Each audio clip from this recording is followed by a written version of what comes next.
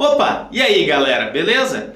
Então a gente está quase finalizando essa parte de inorgânica, a gente já viu a termoquímica, já vimos eletroquímica, radioatividade, as funções inorgânicas, falta só mais duas aulinhas ali para a gente fechar essa parte inorgânica. Vamos fazer mais uma aula aqui de exercícios lá do Enem, vamos resolver exercícios do Enem que tem a ver com essas coisas que a gente já viu até agora, beleza? Então, para quem está começando agora, meu nome é Luiz Eduardo Aleotti. Vamos começar que tem bastante trabalho pela frente. Lembra como é que é, né? Lembra do nosso combinado.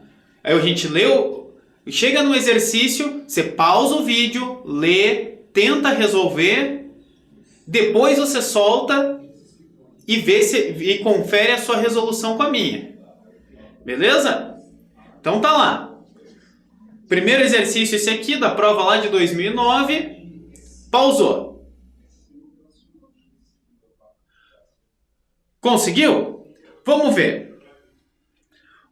Para que apresente condutividade elétrica adequada a muitas aplicações, o cobre bruto obtido por métodos térmicos é purificado eletroliticamente. Lembra do eletrodo de cobre lá na eletrólise? Deve ser algo por aí. À medida que está imerso em uma solução de CuSO4, nesse processo, o cobre bruto impuro constitui o ânodo da célula, que está imerso em uma solução de CuSO4. Lembra? Um ânodo de cobre impuro. A gente viu isso lá, né, em eletrodos ativados, que normalmente são inertes na eletrólise.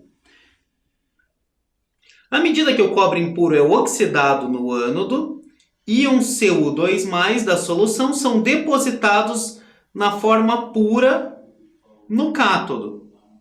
Então, no ânodo ele está decompondo o cobre, que está nesse cobre impuro. No cátodo, ele está pegando os íons de Cu2+ e depositando cobre puro. Quanto às impurezas metálicas, algumas são oxidadas passando a solução, enquanto outras simplesmente se desprendem do ânodo e se sedimentam abaixo dele. As impurezas sedimentadas são posteriormente processadas e sua comercialização gera receita que ajuda a cobrir os custos do processo. A série eletroquímica a seguir lista o cobre e alguns metais presentes como impurezas no cobre bruto de acordo com as suas forças redutoras relativas. Tá? Então a força redutora está aumentando de cima para baixo. Ouro, platina, prata, cobre, chumbo, níquel, zinco. Entre as impurezas metálicas que constam na série apresentada, as que sedimentam abaixo do ânodo de cobre são: quais que ficam ali abaixo do ânodo? O que você acha? A resposta são essas três aqui. As que têm a força redutora menor que a do cobre. Estranho? Sim, porque é uma pegadinha aí. Normalmente a gente vê essas coisas, principalmente lá na pilha, em potencial de redução. Lembra? O potencial de redução, quanto maior o potencial de redução, mais fácil ser reduzido. Isso aqui não é potencial de redução, isso é força redutora. Quem que tem força redutora? O agente redutor. Quem que é o agente redutor? O que causa redução no outro. É o que causa redução em outro. É alguém que oxida. Beleza? Então, se esses três aí têm força redutora mais baixa do que a do cobre, significa que são eles que vão sedimentar abaixo do ânodo. Beleza? O que está acontecendo no ânodo de cobre?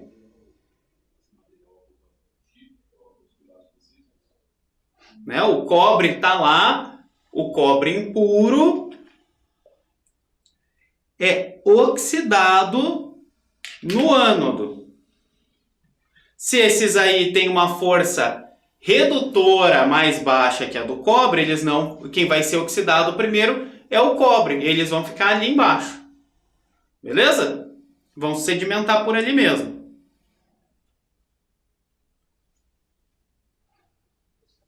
Tranquilo? Vamos para frente. Vai lá, tenta fazer. Conseguiu?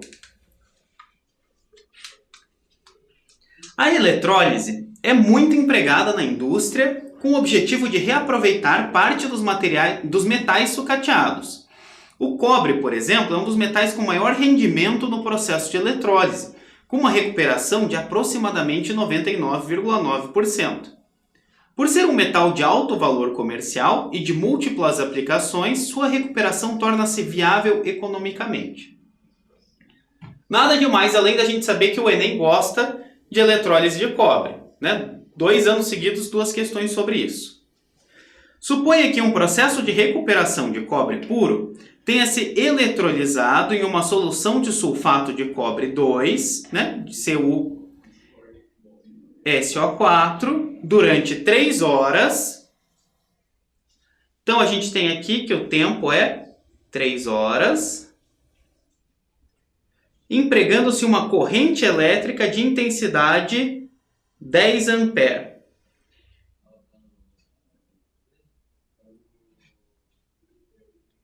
A massa de cobre puro recuperada é de aproximadamente. Como que a gente recupera cobre puro aqui? Lembra? CuSO4. Ele vai estar lá na forma de... vai se dissociar em Cu2+, mais SO4, 2-. Certo? E como que a gente recupera cobre puro? É aqui, ó. Cu2+, mais 2 elétrons, formando Cu0. Certo? Então, a cada 2 mols de elétrons, vai formar 1 mol de cobre metálico, de cobre puro. Quantos mols de elétrons a gente tem? A gente vai calcular pela eletricidade. A gente tem ali a corrente, a gente tem o tempo.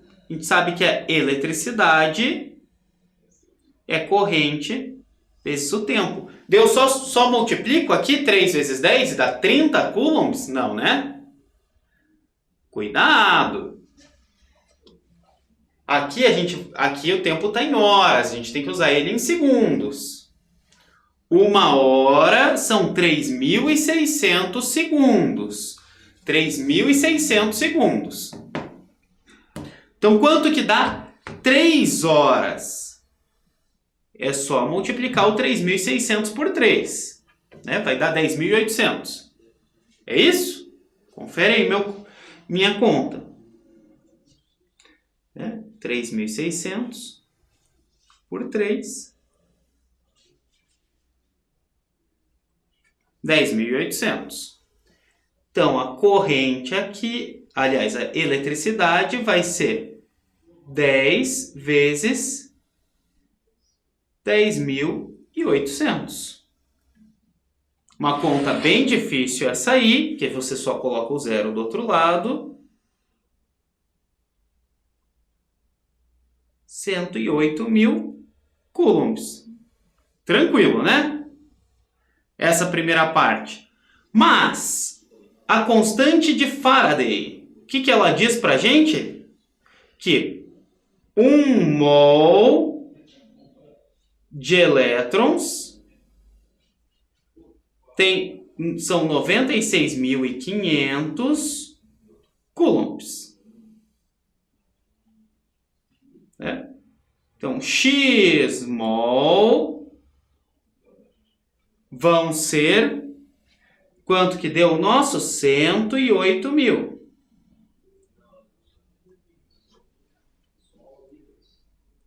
Beleza? Quanto que vai dar esse X aqui? Só multiplicar cruzado, vai dar 108.000 dividido por 96.500, que vai dar mais ou menos 1,11 mol. Beleza? O que a gente tem aqui, ó? 2 mols de elétrons dá 1 mol de cobre. 1,11 mols vai dar X. Multiplica cruzado. É só dividir 1,11 ali por 2. Na verdade, é mais perto de 1,12. Que vai dar mais ou menos aqui 0,56 mol de cobre. Mas 1 mol de cobre está aqui, ó, 63,5. 1 mol seria 63,5. 0,56 vai dar aproximadamente, é só multiplicar isso aí, aproximadamente 35,5 gramas de cobre. Beleza? Tranquilo, né? Ah, eu sei que tem cálculo, eu sei. É difícil porque tem cálculo? Parece física isso aqui? Não. Vamos lá, é uma formulinha simples e o resto regrinha de 3. Você tem que lembrar que a eletricidade ali é a corrente vezes o tempo em segundos. Isso você lembra porque você tem que saber lá para a física que corrente elétrica é a quantidade de eletricidade que passa em um certo tempo. Em Coulomb por segundo, que é a mesma coisa que ampere. Beleza? Vamos para o próximo. Aqui um pouquinho mais teórico esse exercício. Chega de conta um pouquinho. Decisão de asfaltamento da rodovia MG-010, acompanhada da introdução de espécies exóticas e a prática de incêndios criminosos, ameaçam o sofisticado ecossistema do campo rupestre da reserva da Serra do Espinhaço. As plantas nativas dessa região, altamente adaptadas a uma alta concentração de alumínio, que inibe o crescimento das raízes e dificultam a absorção de nutrientes e água, estão sendo substituídas por espécies invasoras, que não teriam naturalmente adaptação para esse ambiente. No entanto, elas estão dominando as margens da rodovia equivocadamente chamada de estrada ecológica. Possivelmente, a entrada de espécies de plantas exóticas nesse ambiente foi provocada pelo uso nesse empreendimento de um tipo de asfalto, cimento-solo, que possui uma mistura rica em cálcio, que causou modificações químicas aos solos adjacentes à rodovia MG-010. Essa afirmação baseia-se no uso do cimento-solo, mistura rica em cálcio, que... Não sei o que é cimento-solo. Complicado. Mas, olha, ele falou que ele é baseado em cálcio. Quando um material de construção baseado em cálcio, na verdade, é baseado em óxidos de cálcio, né? Por exemplo, aqui, ó, CaO. Lembra desse óxido? O que é esse óxido? Ele é um óxido básico, né? Que ele reage com água para formar aqui, vai formar CaOH. Certo? Tá? Esquece o resto, não precisamos do resto da reação. É isso aqui que é importante. Ca2. CaOH2 aqui. Nem tem resto da reação. Eu falei que não é, que é importante. É isso aqui. Então, CaO aqui, esse óxido de cálcio, vai formar hidróxido de cálcio quando você está hidratando ele, colocando água. Já viu o cimento ser feito? Já viu que eles jogam, sempre vai água no cimento? Então, se tem óxido de cálcio e tem água, na verdade, a gente vai ter hidróxido de cálcio. Então, esse cimento, se ele tem hidróxido de cálcio, o que vai acontecer? Com o pH, ele aumenta ou diminui o pH quando você coloca uma base? Deve diminuir, né? Porque diminui a acidez. Não.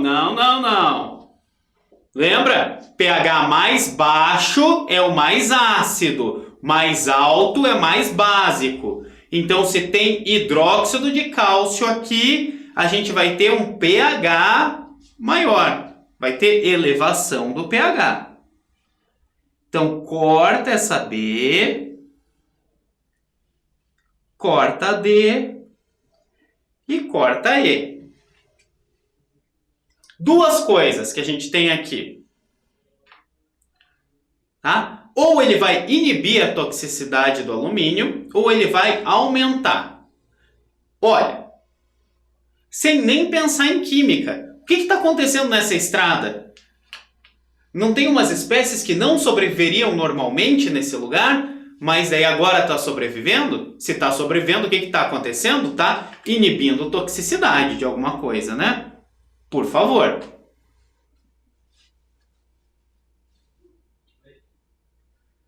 Como é que eu sei que está inibindo? Então eu quero pensar quimicamente ao invés de pensar só na lógica. Bom, alumínio,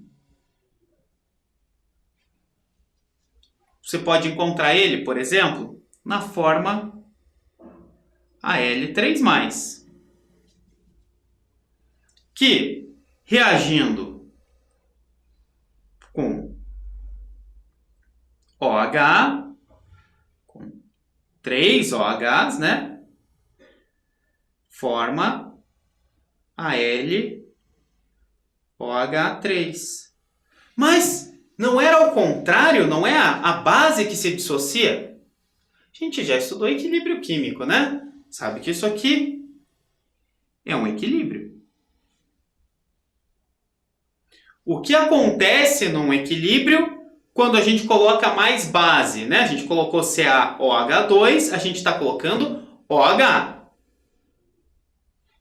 Se você está aumentando a concentração de OH, você vai deslocar esse equilíbrio para a direita.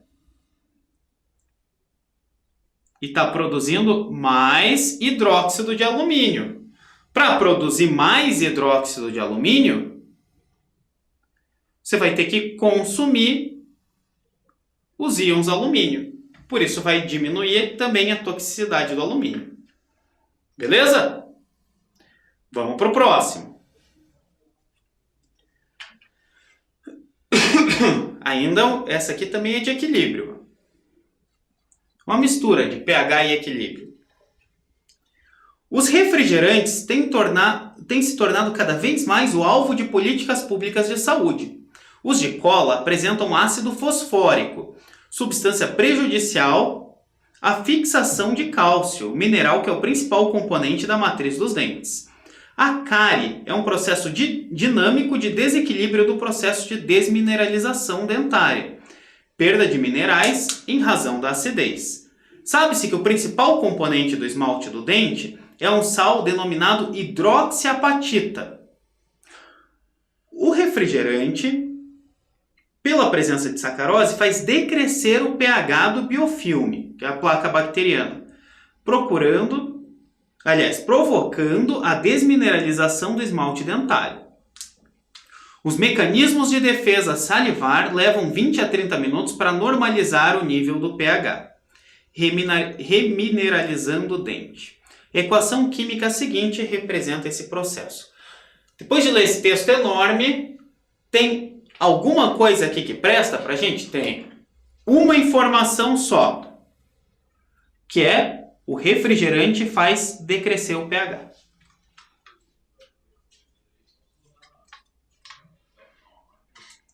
Beleza? Refrigerante diminui o pH. A reação é essa aqui de cima, ó. A reação lá de desmineralização do dente.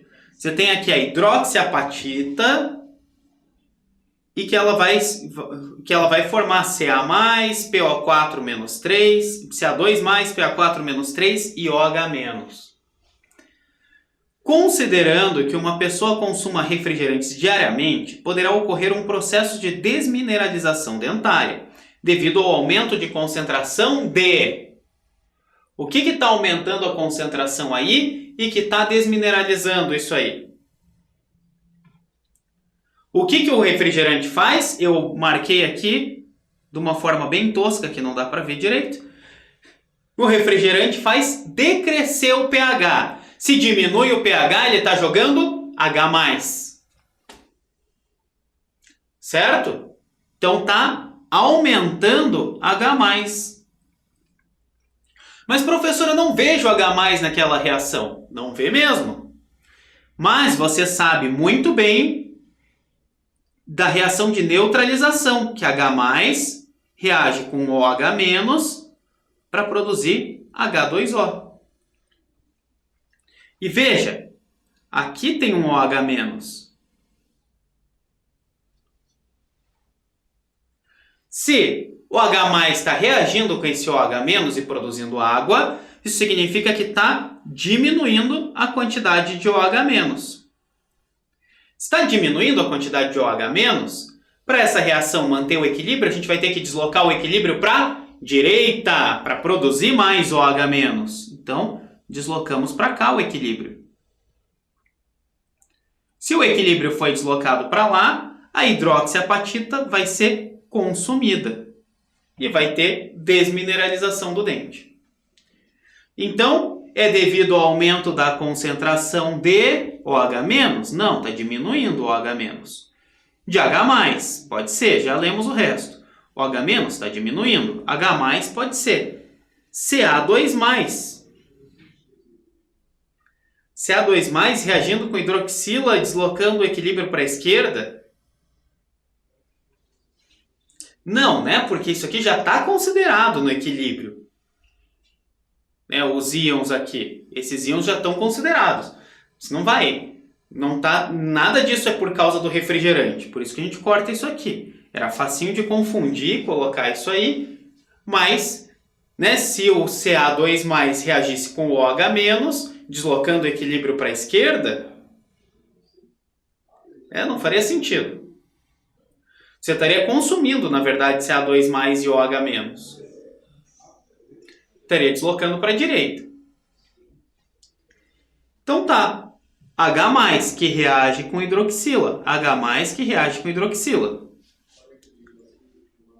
Deslocando o equilíbrio para a direita ou para a esquerda? Para a direita. Resposta letra B. Tranquilo? Bem interessante esse exercício aqui, bem inteligente. Um contexto um pouco mais curto dessa vez. Vai. Visando minimizar impactos ambientais, a legislação brasileira determina que resíduos químicos lançados diretamente no corpo receptor tenham um pH entre 5 e 9. Um resíduo líquido aquoso gerado em um processo industrial tem concentração de íons hidroxila igual a 1 vezes 10 a menos 10. Concentração de hidroxila. Né? Isso aqui é o quê? É isso aqui. Que isso aí é 1 vezes 10 a menos 10 mol por litro. Isso significa que, lembra que H+ vezes OH- é 10 a menos 14. Então, se OH- é 10 a menos 10, H+ é 10 a menos 4. Né? Ou seja, nosso pH aqui é menos log disso aí, é 4. E o pOH é 10.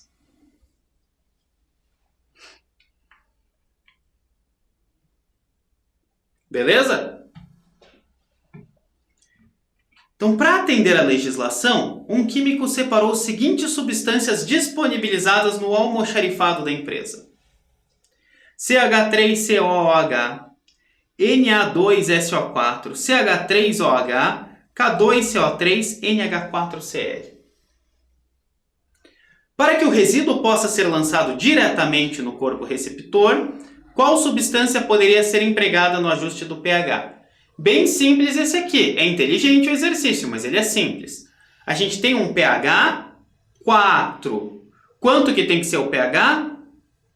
Entre 5 e 9. Então ele vai ter que subir. A gente vai ter que jogar a base aí. Professor, não tem nenhuma base. Como é que a gente faz então para subir esse pH? Vamos lá. Vamos analisar as substâncias uma a uma. Essa aqui, primeira, isso aí é uma substância orgânica, CH3COOH. Isso aí é um ácido carboxílico, tá? Vamos ver nas próximas aulas, logo logo. Mas se ele é um ácido carboxílico, não vai aumentar pH nenhum, né? A gente precisa de base. Na2SO4. Isso é um... O quê? Isso, é um sal.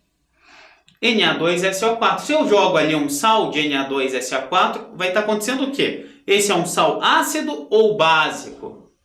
Ácido ou básico? Isso, neutro, né? Na vem de base forte, SO4 vem de ácido forte. Ele é neutro, ele não é nem ácido e nem básico. Então, vamos cortar fora.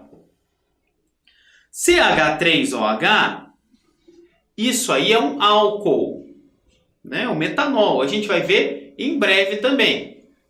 Tá? Esse aqui é até uma pegadinha, porque parece que ele tem um OH aqui, mas é o H que ele libera. Vemos isso para frente. Como que funciona isso aí? Aqui sobrou K2CO3 e NH4Cl. K2CO3 vem da base K2OH, hidróxido de potássio, que é uma base forte. E H2CO3 é o ácido carbônico, um ácido fraco. Base forte, ácido fraco, sal básico, é isso que a gente quer. E o NH4Cl, ele vem de HCl, um ácido forte, e NH4+, uma base fraca. Então ele é ácido, na verdade. Então resposta letra D, K2CO3. Beleza?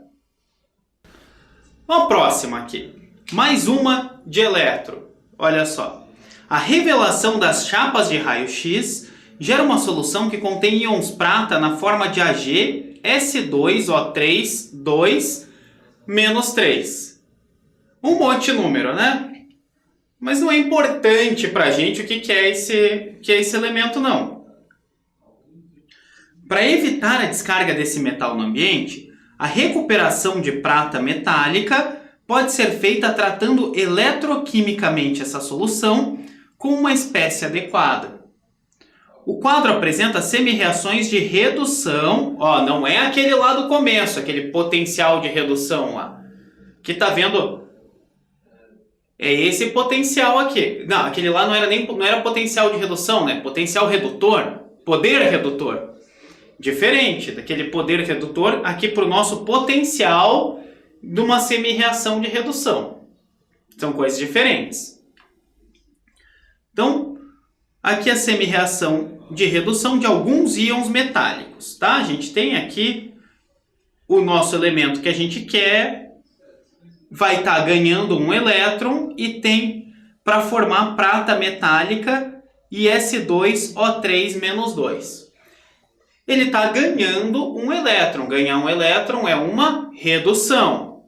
E o potencial é positivo, significa que é espontâneo, desde que a gente tenha ali uma reação espontânea de alguém cedendo elétrons. Então a gente vai procurar aqui, entre essas 5 opções, quem é que pode estar dando elétrons para prata aqui, para virar prata sólida.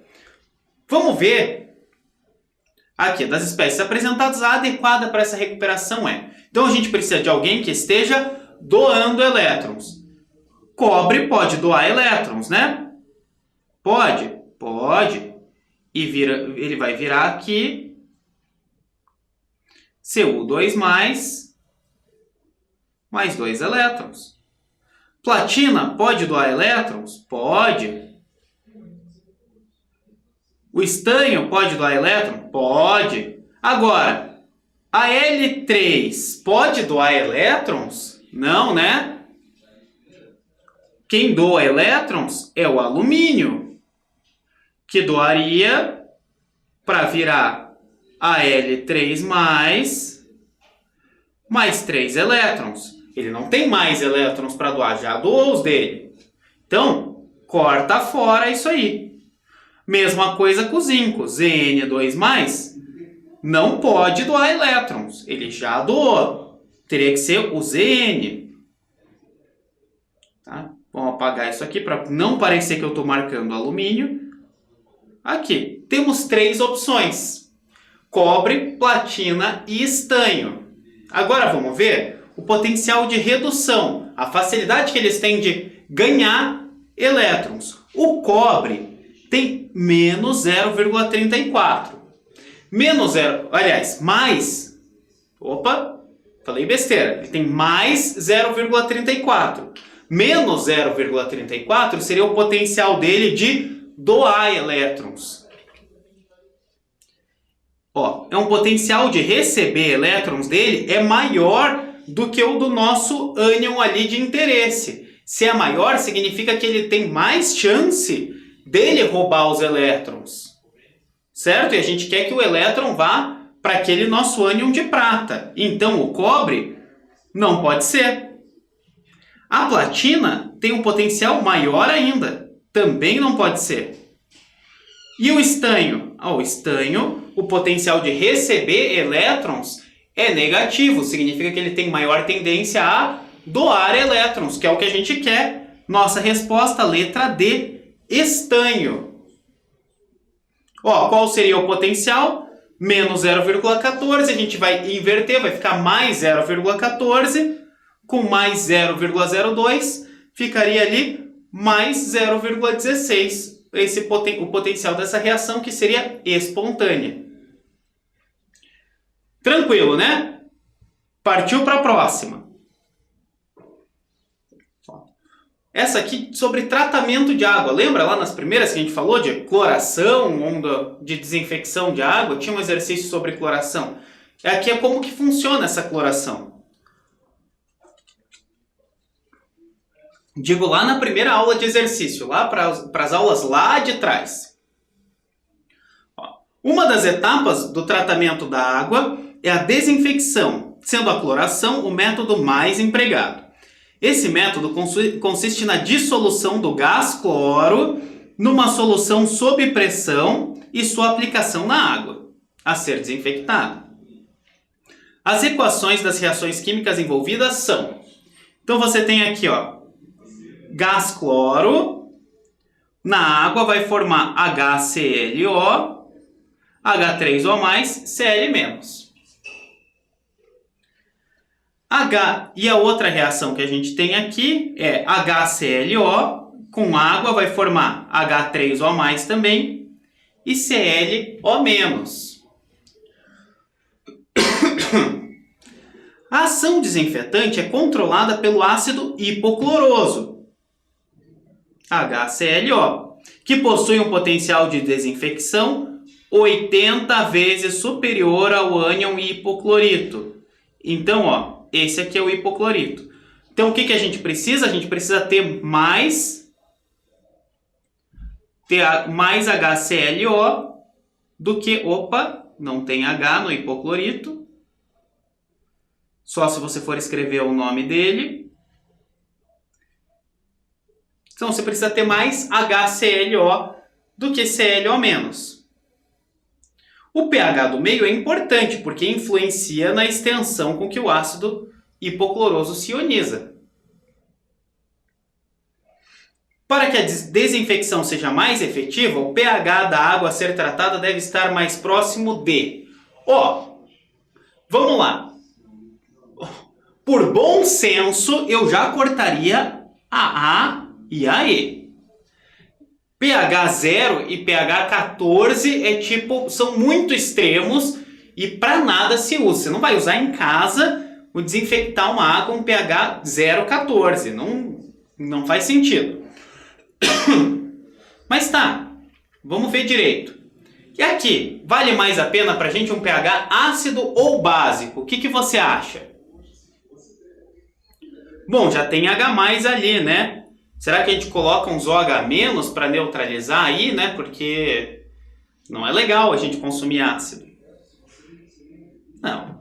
Isso aqui é uma questão de equilíbrio. Ó, você tem aqui H3O+, que é a mesma coisa que H+. O que acontece se você... e é uma reação em equilíbrio, ó, a setinha. O que acontece se você adicionar H3O+, você colocou mais H+, você coloca ácido, aumenta isso aqui, desloca o equilíbrio para a esquerda. Vai consumir o hipoclorito para deslocar para a esquerda e vai aumentar a concentração de HClO. Dá até para calcular certinho com o pKa e tal, mas é desnecessário, tá? Eu falei desnecessário, eu sei. Aqui, veja, então a gente precisa de uma concentração maior de H+. Se tem uma concentração maior de H+, a gente precisa de alguma coisa ácida. Então, resposta aqui, letra B, pH 5. 7 é neutro, 9 é básico. E por que não 0? O que vai acontecer no 0? 0 a gente vai ter muito H+. Muito, um absurdo de H+. O que acontece se você tem um absurdo de H+? Você vai na reação de cima, aqui, ó, muito H+, ele vai consumir tudo que você tem de HClO para formar gás cloro. Parabéns, não desinfetou nada. Tá? Então tem que cuidar. Você tem que produzir o suficiente aqui de ácido hipocloroso. E depois a gente cuida do equilíbrio para ter mais ácido hipocloroso do que hipoclorito. Beleza?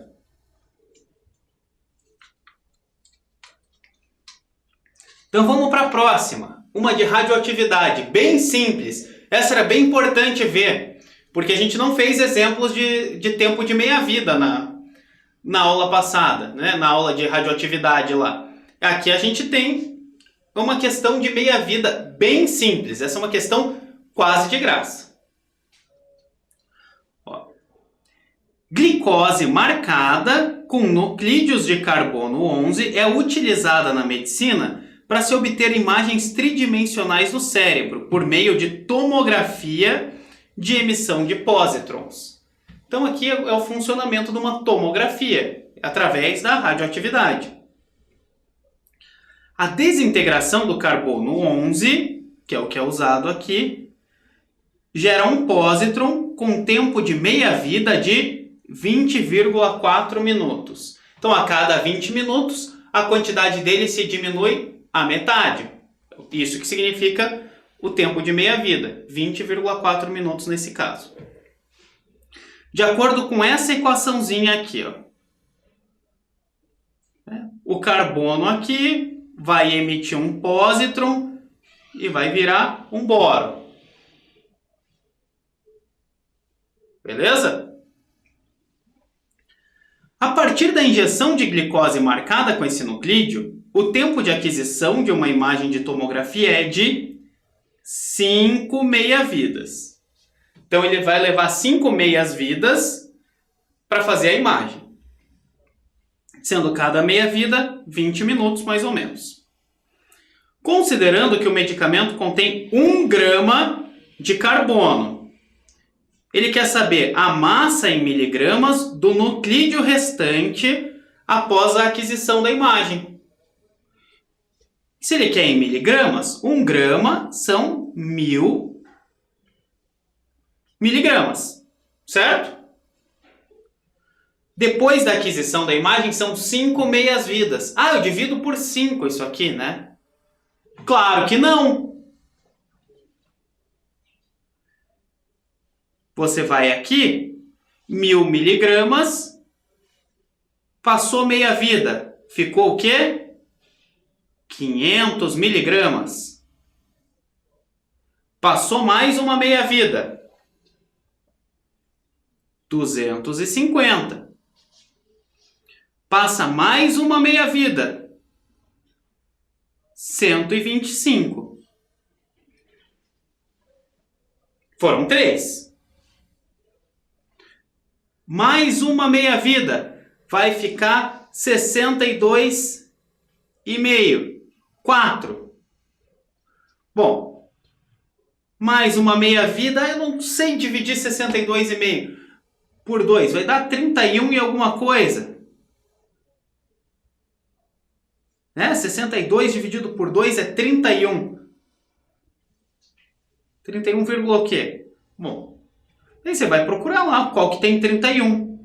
Não, 0,9,200. Não, né? Resposta, letra D, 31,3.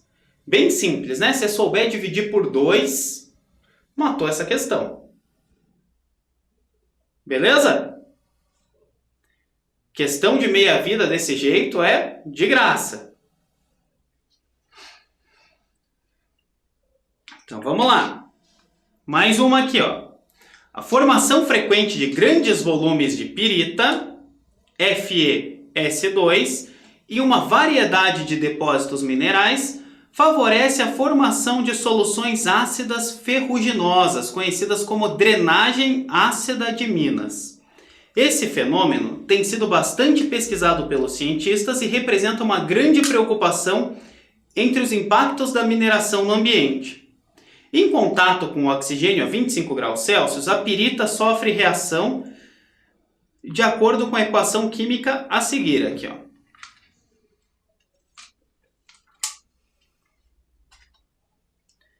FeS2 mais 15 de O2 mais 2H2O, dando Fe2SO4 mais 2H2SO4.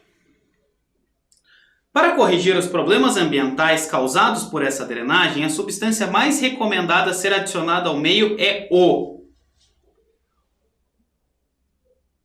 E aí? O que a gente vai adicionar aqui? Sulfeto de sódio,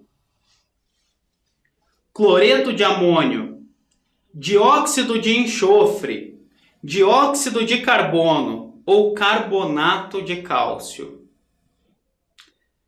Ah, isso aqui é de equilíbrio? Para eu equilibrar aqui? Não, né? Não é equilíbrio. Essa é a reação aqui já da pirita. Ó, setinha para um lado só. Não tem nada de equilíbrio aqui. Mas de equilíbrio vai ter setinha para os dois lados. Qual que é o problema que está acontecendo aqui? Qual que é o problema ambiental que está acontecendo? Vamos lá. Pensa aí. Entendeu qual é o problema? Pô, tá gerando ácido sulfúrico no ambiente. É legal ter ácido sulfúrico no ambiente? Claro que não, né? Para neutralizar isso aí, a gente vai precisar de alguma coisa básica, né? Um ácido super forte, né? Mais um sal ácido aqui. Então a gente precisa de uma coisa básica. É só isso. O que a gente vai ter de básico aqui? sulfeto de sódio. Possível. Cloreto de amônio, amônio, base fraca. Não adianta. E cloreto, ácido forte.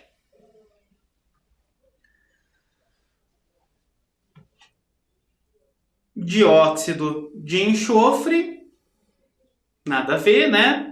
Dióxido de carbono, nada a ver. Esses aqui são óxidos ácidos.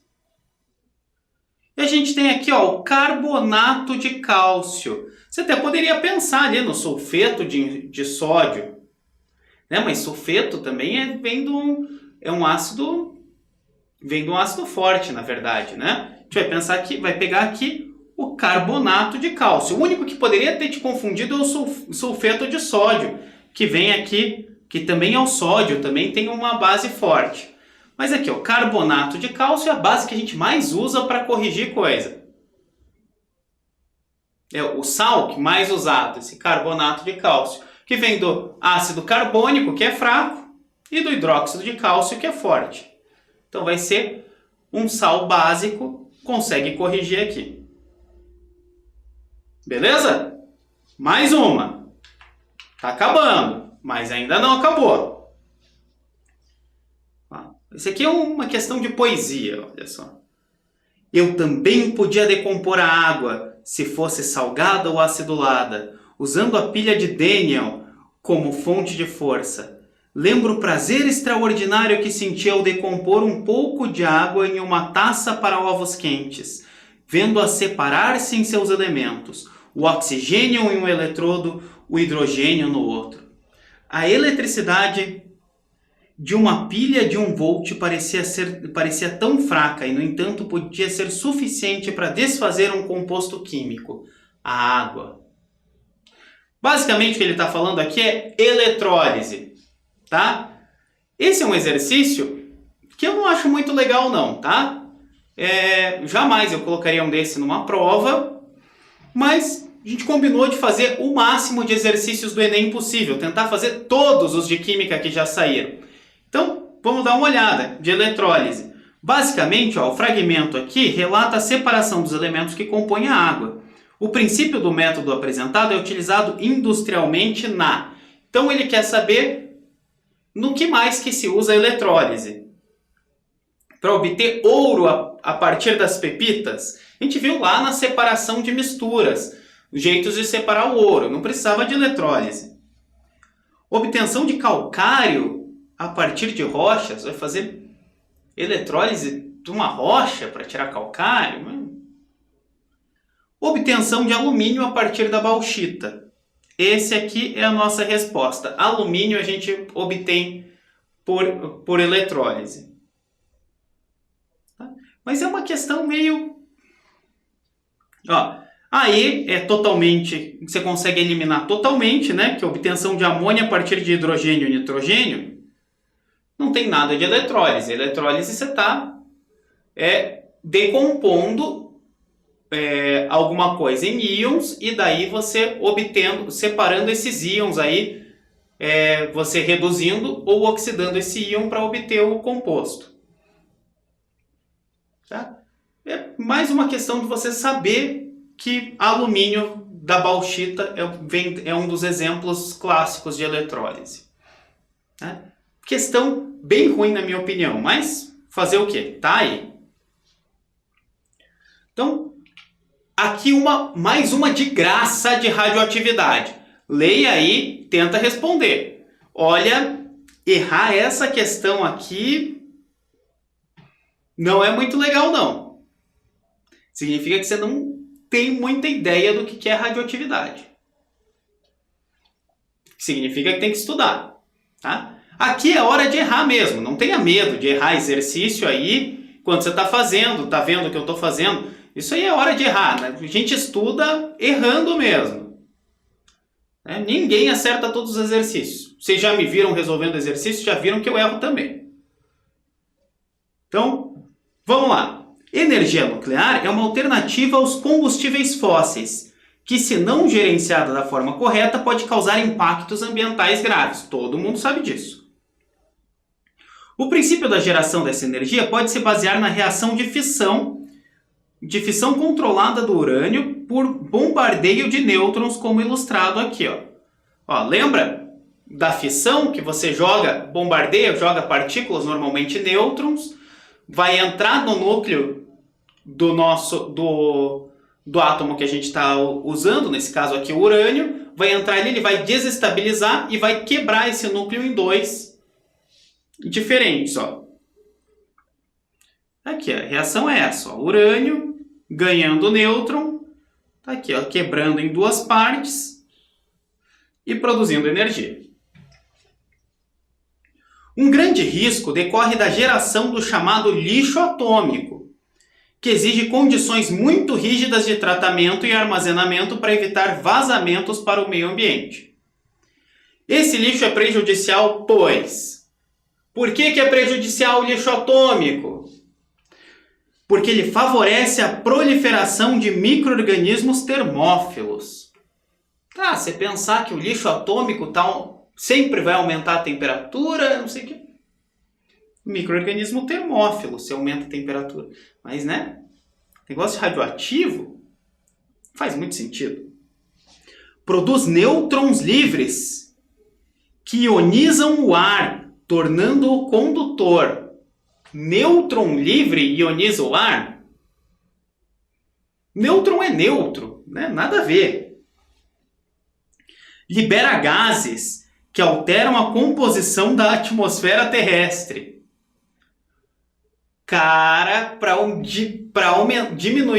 Para mudar a concentração dos gases na atmosfera, vai precisar de bastante radiação aí, hein? Bastante lixo tóxico. Acentua o efeito estufa decorrente do calor produzido na fissão. Exatamente, só produzir o calor vai aumentar o efeito estufa? Não é bem assim, Ou ele emite radiação capaz de provocar danos à saúde dos seres vivos.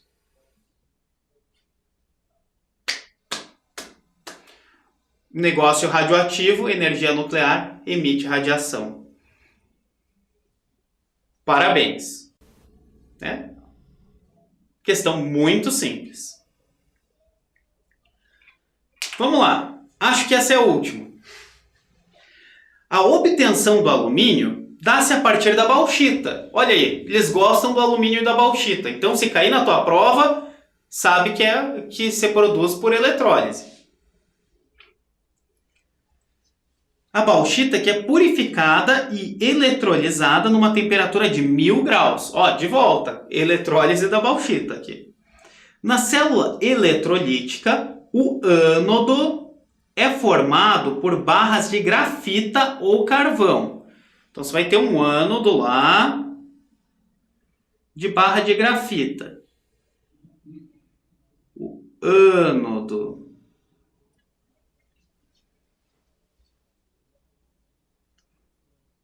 Que são consumidas no processo de eletrólise. Ele está dizendo que está consumindo isso aqui. Está consumindo esse grafite, esse carvão. Com formação de gás carbônico, vai formar então gás carbônico aqui. E o cátodo é uma caixa de aço coberta de grafita. Então aqui tem o cátodo. E passa numa pilha aqui.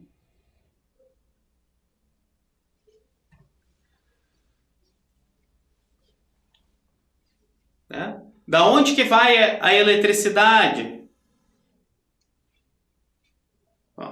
Vamos ver o que ele está pensando aqui.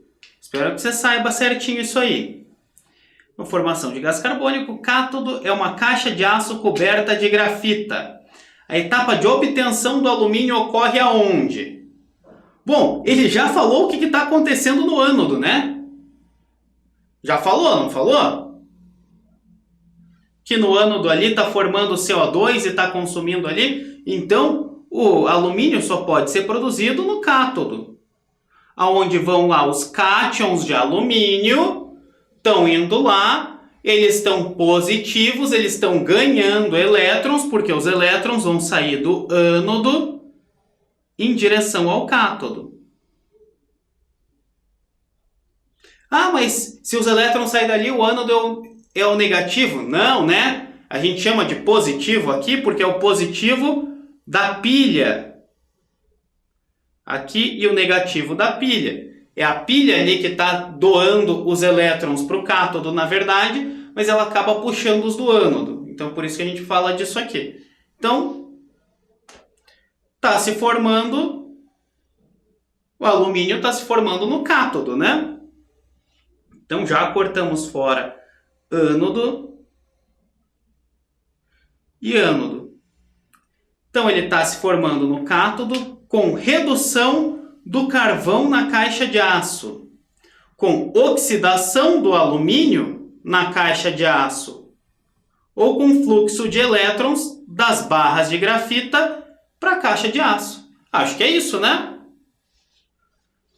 O alumínio ele está oxidando ou ele está reduzindo? Está reduzindo, ele já estava oxidado e vira a L0. Como que ele vira? Porque vem elétrons lá da grafita, vem aqui para o cátodo, chega no alumínio e vai formar ali, purificar o alumínio. Beleza? Cansativo, né? Imagino que você esteja cansado, eu também estou. Muitos exercícios aqui, bastante coisa, aula pesada, mas isso aí, espero que você tenha entendido os exercícios. Se não entendeu qualquer coisa, vai lá, entra no site da Cultive, deixa sua mensagem lá no fórum de estudos, tá? E tamo junto, tamo continuando, já estamos terminando aqui mais 2 aulas de inorgânica e entramos daí na orgânica para terminar. Beleza? Então valeu pela atenção, pessoal, e até a próxima. Fui!